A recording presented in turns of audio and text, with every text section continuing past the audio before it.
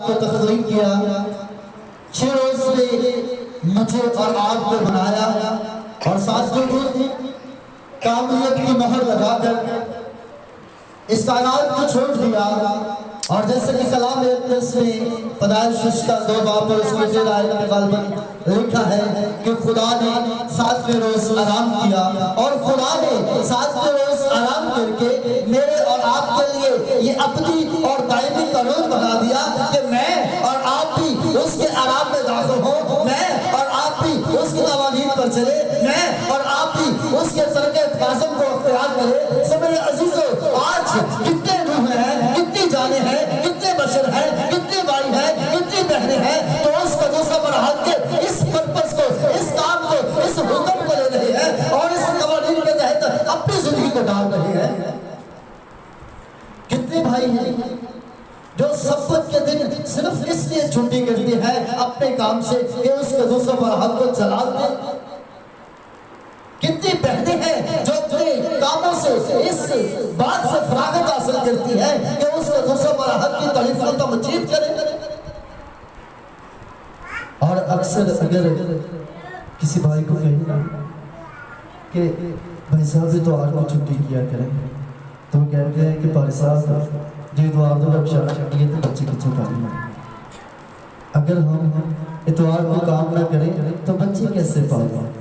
बहुत हो चुकी है, अखराजात बहुत है। छुट्टी करने से हमारा निज़ाम धर्म भरम हो जाता है। लेकिन एक बात को याद रखिए कि इंसान से इंसान पैदा होना सबसे मुश्किल बात है। जिसने आपको पैदा किया है, क्या वो आपको रिज़्क़ रोटी से नहीं नवाजेगा?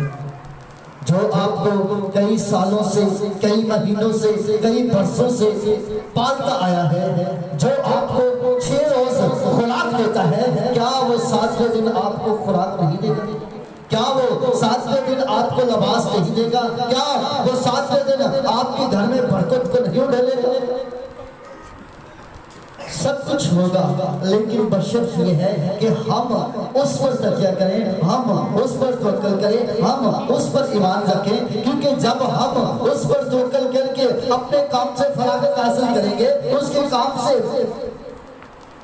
जो उसने हमें सौंपा है उसके काम में मशगूल हो जाएंगे, तब वो हमारे लिए बरकत का एहतमाम जरूर करेगा, तब वो हमारे लिए हर तरह की नेमत की फरावानी जरूर भेजेगा। क्योंकि खुदा तो उनको भी देता है जो न मेहनत करती है, न बोते हैं, न काटते हैं, न किसी किस्म का किसी कोठियों में जमा करती है। खुदा तो उनको भी नवाजता है जो हरकत सकनात नहीं करते, जो हिलजुल नहीं सकते। जैसा कि आप दरख्तों को देख लो, दरख्तों को भी तवानाई मिल रही है, हवा के परिंदों को भी खुराक मिल रही है, यहाँ तक कि जो पत्थर के अंदर कीड़ा है उसको भी खुराक मिल रही है। जो खुदा इतनी अलूहियत और कदसियत रखता है, इतनी रबूबियत और रबूबियत रखता है, क्या वो आपको नहीं पालेगा? क्या वो आपको भूखा रहने देगा? क्या वो आपको बेलबास रहने देगा? क्या वो आपकी इज्जत नफ्स को मजरूह होने देगा? नहीं। बल्कि अगर आप उसके कवानीन पर चलना शुरू कर दोगे, अगर आप उसके नक्शे कदम पर चलना शुरू कर दोगे, अगर आप उसकी तालीमात को ज्वाइन करना शुरू कर दोगे, अगर आप उसकी लय में चलना शुरू कर दोगे, तो आपके घर में बरकत अफराद की और बहुतात की कसरत हो जाएगी। लेकिन बशर्त ये कि हम उसके नक्शे कदम पर चलें। बहुत सारे भाई कहते हैं इस बात का खुदा को क्या इतराज़ हो सकता है कि मैं हफ्ता के रोज आराम करूं या ना करूं, मैं हफ्ता के रोज काम करूं या छुट्टी पे जाऊं, इसमें खुदा को क्या फायदा है? आराम तो मैंने करना है, खुदा मेरे आराम से कैसे खुश होगा? लेकिन एक बात तो याद रखिए कि खुदा ने जो हमारे अंदर मशीनरी फिट की है, उससे खुदा जानता है कि इनको कितने काम की और कितने आराम की जरूरत है। खुदा जानता है कि कितने घंटों तक, कितने महीनों तक मुसलसल काम कर सकता है और कब जाके इसको आराम चाहिए, कब जाके इसको सुकून चाहिए। खुदा इस बात से बखूबी वाकिफ है। लेकिन एक बात को याद रखिए कि अगर हमारे साडा काम कर करके वराछा गलियां हो, गोडे ना गोडे बजन, वाल उजड़े पुजड़े ते पूरे हाल ते भौंके दिहाड़े हो, तो दसो खुदा दी खुदाई च कोई फर्क पै सकदा? अगर हमारी सूरत बिगड़ी हो और हमारे अंदर बीमारियों के अंबार लगे हो, तो क्या खुदा की खुदाई में कोई फर्क आएगा? क्या खुदा के उस अलूहियत और रबूबियत में किसी किस्म का कोई चेंज आएगा? क्या खुदा की तबीयत में कोई नसाजी पैदा होगी? फर्क तो नहीं आएगा, लेकिन उसकी तबीयत में उदासपन जरूर होगा कि मैंने जिस बेटी को इतनी तरीने और सलीके के साथ बनाया है, वो मेरी बातों पर नहीं चल रही, बल्कि वो दिन रात अपने काम की सोच लगी हुई है। और इसी काम की ज्यादती के बायस इसके फेफड़े खराब हो गए, इसके गुर्दे खराब हो गए, इसका लीवर काम करना छोड़ गया है, इसके दिमाग डैमेज हो चुका है, और हर तरह की बीमारियां, हर तरह की कमजोरियां, हर तरह की मुश्किलें इसके चुगल आप पड़। वो तो कहता है कि अगर कोई तुम्हें छेड़ता है या तुम्हें तंग करता है तो ऐसा है कि गोया मेरी आंख में उंगली मारकर। आप तो इतने चौंका बेटे और बेटियां। वो तो कहता है कि अगर किसी बीवी ने अपने शौहर की तस्लील की तो गोया मेरी की। अगर किसी शौहर ने अपनी बीवी को नजर मान कर फिर भी मारा तो गोया मुझे मारा। वो तो आपसे इतनी अलूहियत और इतनी कदूसियत और इतनी मोहब्बत रखता है कि आप उसका अंदाजा नहीं कर सकते। तो क्या उस खुदा की खुदाई में फर्क पड़ेगा? बात हम इसलिए खुली में चले थे। समझिए ये ऐसा है जैसे कि एक मिस्त्री अपने घर की दीवार बना रहा था और गर्मी बहुत ज्यादा थी और तब से उसका पसीने से बुरा हाल था, लेकिन वो फिर भी काम किए जा रहा था। इतनी देर में उसका बाप आता है और वो देख के परेशान हो जाता है और जल्दी से अंदर जाता है और एक कपड़ा लेके आता है और कहता है बेटा इसको सर पे रख ताकि तुझे थोड़ा सा सुकून मिले, और जल्दी से अंदर जाकर ठंडा शरबत बनाता है और अपनी बेटी के लिए लेकर आता है और कहता है बेटा नीचे उतरा और जरा 10 मिनट के लिए दम ले ले, सांस ले ले, फिर काम करते रहना। और बेटा उससे कहता है कि अब्बा बस मैं बस लाता आया। 5-10 मिनट और फिर देखते हैं, उसके बाद तो फिर उस पर अफसोस आता है और वो उसकी तरफ जाता है और कहता है बेटा मैंने तुझे कहा था कि नीचे आ जा, 10 मिनट सांस ले ले और फिर काम करते रहना। वो फिर वही बात कहता है कि बस थोड़ा सा काम रह गया, मैं बस आ रहा। इसी तरह मुसलसल 1.5-2 घंटे वेट करने के बाद उसके बाद भी तबीयत में नसासी पैदा होना शुरू हो जाती है, उसको ज्यादा गम और अफसोस होना शुरू हो जाता है कि ये मेरा इसको देख देख के मेरी तबीयत खराब हो रही है और ये मेरी बात को नहीं मान रहा। अब वो क्या करता है कि अंदर जाता है और अपनी बहू से अपने पोते को ले जाता है और पास खड़े होकर कहता है कि नबी जवाना मूड लगा रहे हो पर बनाओ। मुड़ के देखता है तो कहता वो तेरा दिमाग पागल हो गया, वो मुंडे तो छाते कारे नहीं गर्मी पैन दी। उन्होंने कहा ऐ मेरे बेटे जिस तरह तू इन्हों वेख के तुपे तड़पया इसी तरह मैं तड़पया सी जो तू तुपे काम कर रहा है। सो मेरे अजीजों ये बात तो हमारा आरजी बाप है, ये तो हमें चंद सालों के लिए, चंद दिनों के लिए, चंद महीनों के लिए और चंद घड़ियों के लिए पालता है। ये तो हमारी चंद सालों के लिए देखभाल करता है, ये तो हमारा चंद सालों के लिए ख्याल रखता है, लेकिन वो इलाहों का इलाह, वो कदूसम और हक, वो मबूदों का मबूद, वो खुदावंदों का खुदा, वो सब इलाहों का इलाह और खुदावंदों का खुदावंद जिसने हमें तख्लीक किया, जिसने हमारे बेतरतीब मादे को देखा, जिसने हमें हमारी माँ के बदन में देखा और हमको शूरत बख्शी, हमको सीरत बख्शी, हमको हर तरह की फैसिलिटीज दी, हमारे हर एक हिस्से को, हर एक आजाद को जोड़ा, हमारे हर एक टुकड़े और हर एक टुकड़े को तख्लीक किया।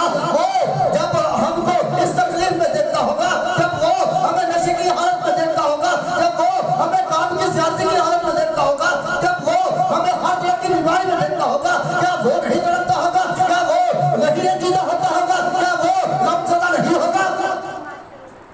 होगा? और वो सबसे ज्यादा होगा, क्योंकि ये माँ बाप तो शायद हमारी फोटो लेके किसी फ्रेम में लगा ले, किसी मोबाइल में रख ले, किसी बटवे में सजा ले, लेकिन फ्रेम भी टूट सकता है, मोबाइल भी गुम हो सकता है, बटवा भी जुदा हो सकता है, लेकिन वो कदूस बरहक उस बाप ने हमसे ऐसी मोहब्बत की है, हमसे ऐसा प्यार किया है कि उसने हमारी सूरत को अपने हाथ की हथेली पर खोद रखा है, ताकि हम हर वक्त हर लम्हा उसके आमने सामने रहे और ना ये हाथ उससे जुदा हो और ना ये सूरत उसकी आंखों से ओझल हो। हालेलुया।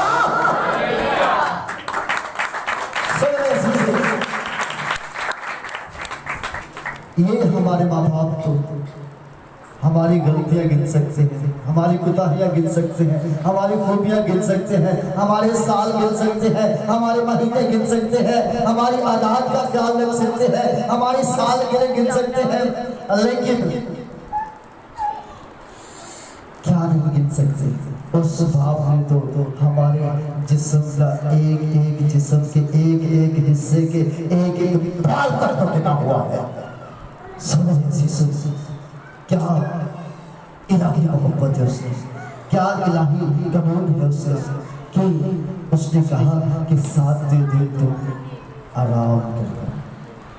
क्या आज हम इस आराम में दाखिल होते हैं?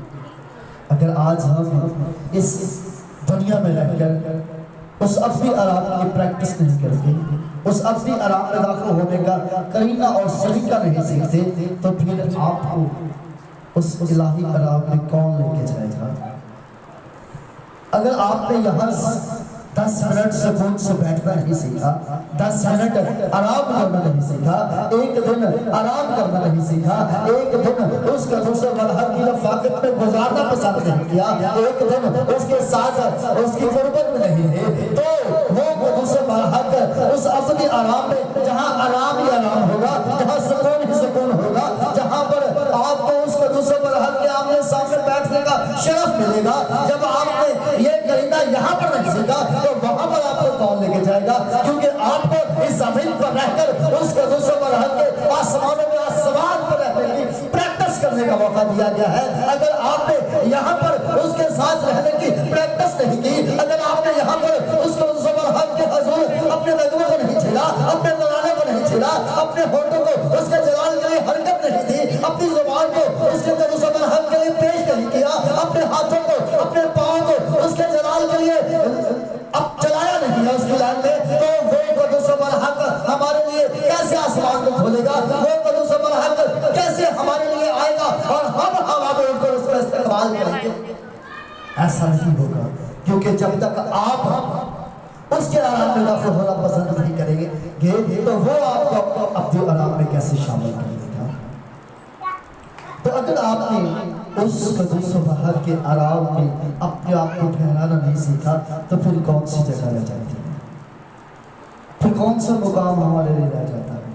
फिर कौन सी ऐसी जगह है जहाँ पर हमको पहुँचाया जाएगा? क्योंकि आराम वाली जगह का तो हमने तरीका ही नहीं सीखा, आराम वाली जगह का तो हमने सलीका ही नहीं सीखा। फिर एक ही जगह रहती है जहाँ रोना और दांतों का पीसना है, जहाँ आग नहीं बुझती और जहाँ कीड़ा नहीं आता। अगर आपने यहाँ पर आराम करना नहीं सीखा, अगर आपने यहाँ पर सफ़र को पाक मारना नहीं सीखा, अगर आपने यहाँ पर हफ्ते में सिर्फ एक दिन आपने उसको जलाल मेरा नहीं तसरफ में लाए, तो फिर आपको आग और गड्ढे की चीज की खाई से कोई नहीं बचा सकता, कोई नहीं आपको छुड़ा सकता, कोई कुर्बानी आपके काम आने वाली नहीं है, कोई फिदिया आपके काम आने वाला नहीं है, कोई भी इफ्जी आपका नहीं होने वाला। क्योंकि जब आपने मोहब्बत जो होती है या प्यार जो होता है वो फर्मा बरदारी का होता है या ना फरमानी का, ताबेदारी का होता है या ना ताबेदारी का, ताबेदारी का और फर्मा का। अगर हम उसकी ताबेदारी नहीं करेंगे, अगर हम उसके कानून की पासदारी नहीं करेंगे, अगर हम उसके कवानीन की अपने अंदर स्पिरिट को नहीं लेंगे, तो वो हमारे लिए अपने आसमान को नहीं खोलेगा। तब हमारे लिए यह जुमला ज्यादा नहीं होगा कि तू मेरी अपनी मेरास का हिस्सादार है। ये हमारे लिए लफ्ज़ नहीं लिखा जाएगा कि यहोवा का मतलब कि आप बेटे और बेटियां हो, बल्कि वो आप साफ तुमसे कह देगा कि मेरी तुमसे कभी वाक़ियत ना थी। सो मेरे अगर आप उससे चाहते हो, अगर आप उसकी पहचान बनाना चाहते हो, अगर आप उसकी कुर्बत बनाना चाहते हो, अगर आप उसकी आंखों के सामने सामने रहना चाहते हो, तो फिर आपको जरूरत है कि उसके कवानीन की पासदारी करे, उसके इरशादात आज़म को माने, उसके कवानीन को पहचाने, उसके फरमादात को माने और उसकी तालीमात को पहचान कर उसकी लाइन में चले, उसकी लाइन में अपने आप को डाले, ताकि जब एट एंड वो आए तो आसमानों के आसमान पर से उड़ता हुआ और अपने तख्त अजीम पर बड़ा जवान होकर कहे कि ये मेरे बाप के मुबारक लोग हैं, ये सब्जी मेरास में जाएंगे जहाँ पर ना कोई दुख है, ना कोई बीमारी है, ना कोई कपड़े खोदने वाला है और ना कोई कफन में उतारने वाला है, ना कोई कफन बेचने वाला है और ना कोई कफन बनाने वाला है, ना कोई डॉक्टर है और ना कोई टीका लगाने वाला है, ना कोई और उलझन है और ना कोई और मुश्किल है, बल्कि वहाँ का जलाल होगा, उसके चेहरे की तजल्लियात होगी और हर एक चीज उसके नूर से मुनव्वर होगी और हर एक बशर उसके अपने आराम में सकूनत फरमाएगा। लेकिन ये तब तक होगा जब तक आप सब्बत के दिन को पाक नहीं मानेंगे, जब तक आप सब्बत के दिन को अपनी जिंदगी में ठहराएंगे नहीं, क्योंकि उसका दूसरा हक ने ये किसी आम हुक्म में नहीं डाला, बल्कि ये कहा कि याद करके तू सब्बत के दिन को पाक मानना। तो याद करने का मतलब ये है कि तू किसी उलझन में, किसी मुश्किल में, किसी खुशी के आलम में, किसी बीमारी की हालत में, किसी और प्रोग्राम में तू न जाए, उखड़ न जाए, पटक न जाए, बल्कि हर हालत में और हर कंडीशन में याद करके सब्बत के दिन को पाक मानना। और अगर तुम भूल गया तो मैं तुझसे इस बात का पूछा, और अगर तुम याद करके सब्बत के दिन को रोक के रखे तो मैं ना सिर्फ इस दुनिया में इज्जत और वक़ार दूंगा, ना सिर्फ इस दुनिया में रिज़्क़ रोटी दूंगा, ना सिर्फ इस दुनिया में चीज़ों की मोहताज दूंगा, बल्कि मैं तुझे अपनी आसमानों की बुलंदियों और बुलंदियों पर ले चलूंगा। और जैसा कि कलाम अक़दस में लिखा है कि मैं तुझे नबियों के दस्तरख़्वान में से खिलाऊंगा। तो क्या हम इस लायक बन चुके हैं? क्या हम इस बात के लिए अपने आप को तैयार करते हैं कि हम उसके अपने आराम में दाखिल हो, हमको नबियों की मेराज से खिलाया जाए, हमको आसमान की बुलंदियों से बुलंदियों तक ले जाया जाए? और अगर हम वहां तक की रसाई को चाहते हैं तो फिर जरूरत है कि हम उस के साथ वक्त को ठहराए, उसके साथ लम्हात गुजारे, उसके साथ घड़ियां गुजारे, ताकि वो कभी सुबह आकर हमको इस लायक बनाए कि हम उसकी फर्जंदियत के सर्टिफिकेट को हासिल कर सके। दुआ है कि खुदा आपको इस कलाम के वसीले से बरकत दे और आपको सब्बत का दिन पाक मानने की हिम्मत और ताकत अता फरमाए। खुदा आप सबको इस कलाम के वसीले से बरकत दे। आमीन। God bless you.